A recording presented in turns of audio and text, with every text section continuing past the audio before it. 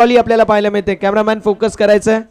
Drinks trolley आपल्याला पाहायला मिळेल. पहिल्यांदाच टेनिस क्रिकेटच्या इतिहासामध्ये आपल्याला पाहायला मिळते. मागच्या वर्षी थार होती आणि या वर्षी आपल्याला पाहायला मिळते रोल्स रॉयस, म्हणजे ब्रँडेड कारभार, रॉयल कारभार.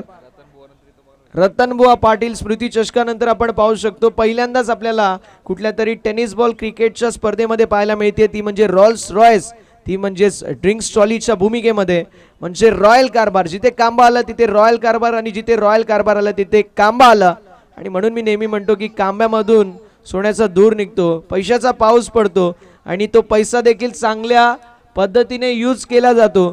खेळाडूंना देखील स्पेशल ट्रीटमेंट मिळाली पाहिजे, त्यासाठी या सर्व गोष्टी केल्या जातात. तर विनंती असेल, कांबा प्रीमियर लीग आवडला असेल, ही वेगळी संकल्पना आवडली असेल तर या स्पर्धेसाठी, या संकल्पनेसाठी एकदा जोरदार टाळ्या होऊन जाऊ द्या.